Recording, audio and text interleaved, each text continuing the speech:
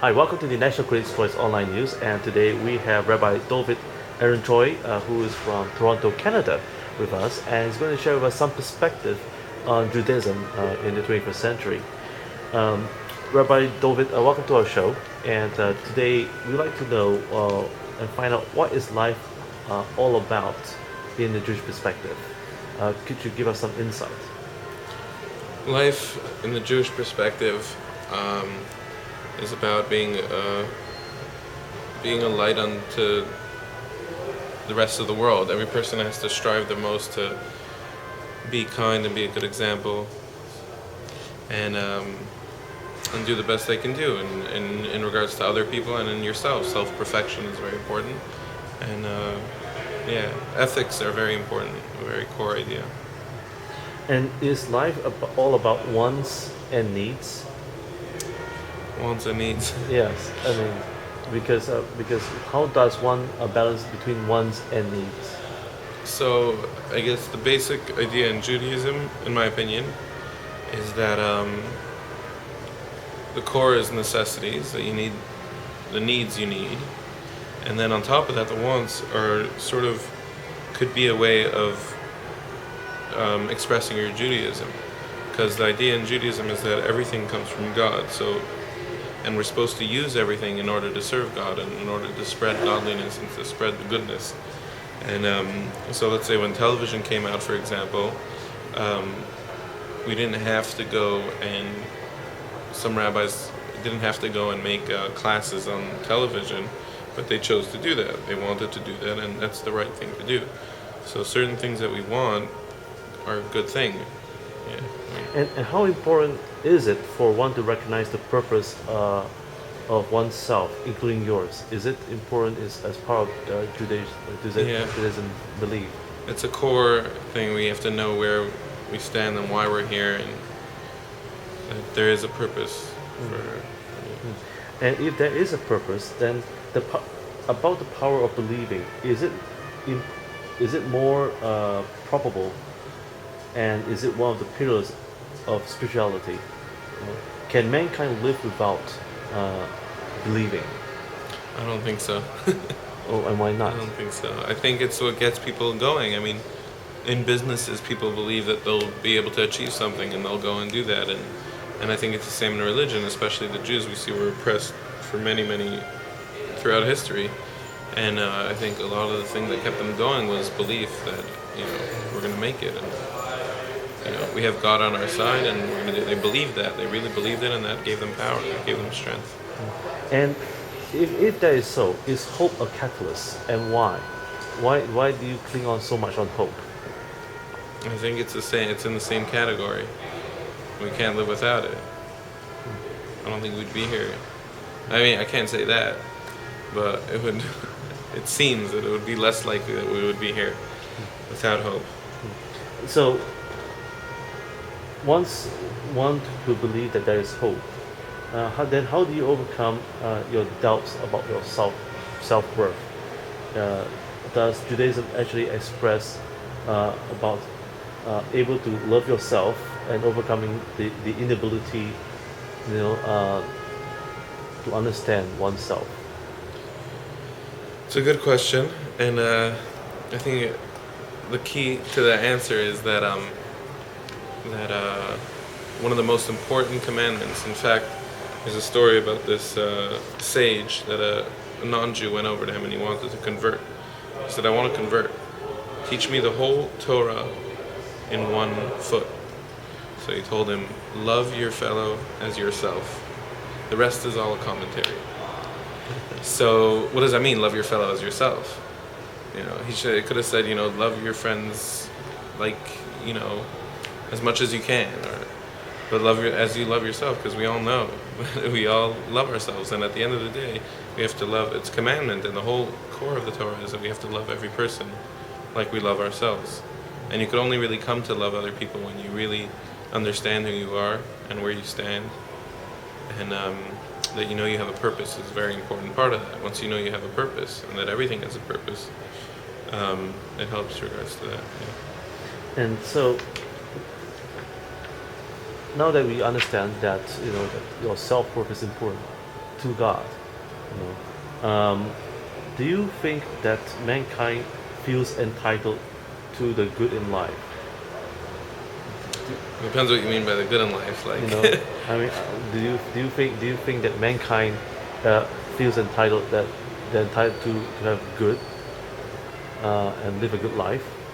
Are we all entitled to that? like luxuries and Yes. having a fun time. And Yes. yeah, I think it's important. I think anything that helps you serve God and complete your mission, which every Jew's mission at least, is to bring godliness out in the whole entire world. So if anything could come to that, use that. So, for example, if you're pressured a whole time and you don't have time to take a chill, that's not a good thing because you could.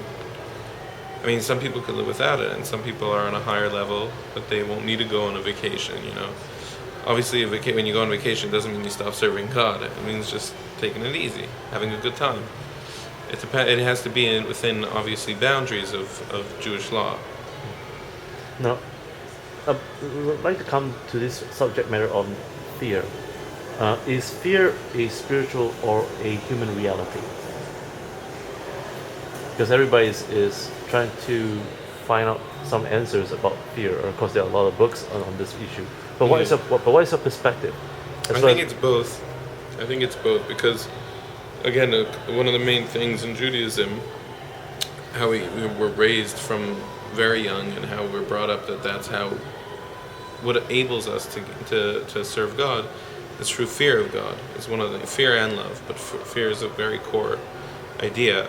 So over here, when it comes to service of God, you have to have fear. It's a commandment in a way.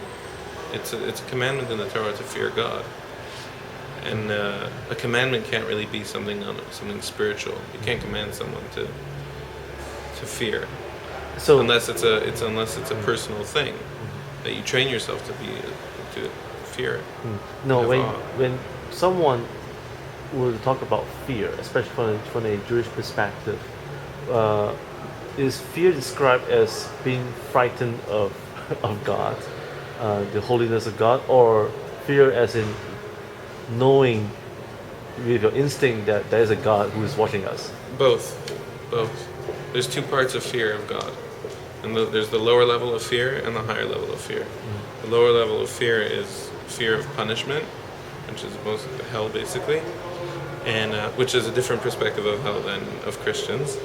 We're not going to get into that. And the higher level of fear, which we say that you can, what we say is that you can only attain the higher level of fear, which is awe, after you attain the first level of fear of sin, fear of of punishment. The same applies to love also. There's two levels of love, and And so there's this question about failure, and the question is that all men has made mistakes and failed sometime in life, whether in business or personal life or even behavior flaws. Is failure good, and does it teach us anything? Is there benefits from failure? yes, yes, I think so, and I base it off the general Jewish belief that covers all of humanity and all of life itself, which is that everything happens for a good reason, and we don't have the knowledge to understand that level. But usually in failure, in regard like certain things, we really can't, answer, or even we don't have the right to ask. Like let's say a death of a young person or something like that. How's that? But in failure, a lot of people have seen. I mean, in general, when you fail something, it's learning from your mistakes, and everyone I think thinks like that. I mean, especially with this backup of belief that everything happens for a good reason. And now, speaking about purpose, life, and also situations that happens for a good reason, there's this question that's been raised many times, and I think we'd like to get your perspective, and that is, why do bad things happen to good people? I can't really answer in I don't have the right to answer because no, it's a very hard question to answer because it's I'm not in this situation. I mean, thank God. But like, if someone in that situation comes over and asks, even a rabbi, why did this happen? First of all, it's not. It's usually the question is an emotion. It's not really a. He doesn't want to hear a logical answer. It's just an emotion. Why do good things happen? But on an emotional level, there is no answer. But on a if you have a certain mindset, there are some very, people that have a lot. I met Jews that have a lot of belief, and they've gone through situations, and they have seemed to just get right out of it, snap out of it, and they moved on and became even better after that. And you can't teach someone that outlook after a tragedy happens or something, and convince them that it's good, although you don't know it. That's not realistic. But if someone has that as a core belief when he's younger, when he's brought up like that, it could help him get through these situations, and he could even sometimes things will happen, and he'll put it as it happened because of that, and it's a good thing that came out. But to answer a question like that is, in general, we believe that God has a master plan, and that everything is for good, although we don't see it. But that's not what I would answer to someone. Usually the person needs a hug, or but yeah.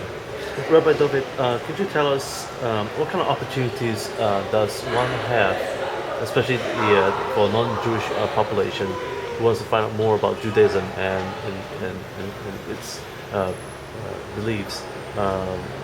What's your own perspective? Could you? Well, I think the best thing to do is browse on the web first, and there's tons out there that never ending about everything, and especially about Judaism. You have everything you need to know, and almost any major city has a rabbi, has a shul, has a synagogue that they can go to and knock on the door and ask questions, and I'm sure they'd be happy to answer. But there's books. There's lots of books you can get from any major. Even here in Singapore, I've seen in the bookstore in Takishimaya. What's it called? Koyuno. Kinokuniya. Yeah, I that's have right. trouble pronouncing that. Yeah. So even there, they have Jewish books, and it's. And so, Rabbi David, before we leave, we'd like to ask you this final question. That is, you have actually, studied in Singapore, and and graduated. And so, tell us, what are the 3 key lessons you have learned, or takeaways from this experience, from in Singapore? I've learned, in regards to Judaism, I've met so many people that I haven't had the opportunity to meet when I was living in America, in Canada, in a technically closed school system at yeshiva, where it was just you and your guys, and that's it.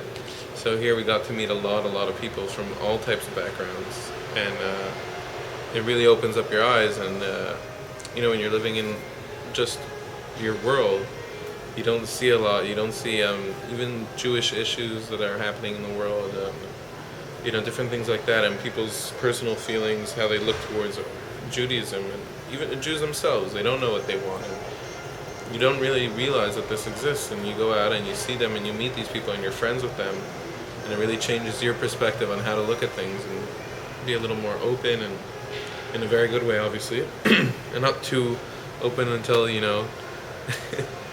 gotta have the core fundamental ideas down pat. That's one thing I've taken this year.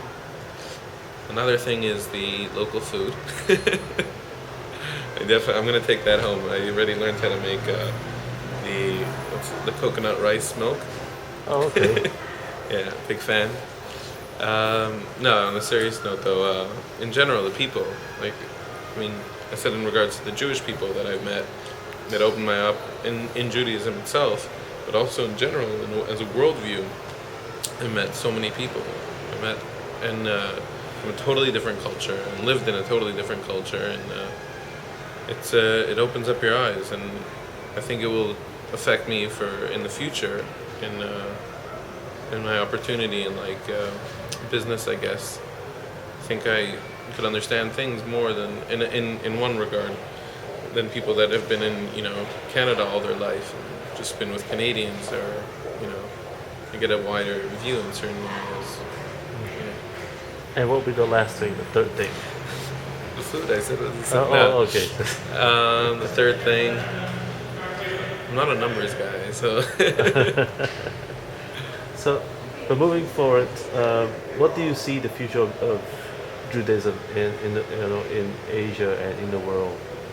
Well, in Asia's, I mean, I'm new to Judaism in Asia, but I think it's growing fast, very fast. As here in Singapore, for sure. Like, I mean, from the beginning of the year, we've had so many Jews move in already, and it's going faster and faster. And it's a new, I mean, economically, and yeah, it's going to grow here. And in the worldview, well, I hope for the Messiah to come very soon, and we'll all go back to Israel. But until then, I think, thank God it's good, and hopefully only better.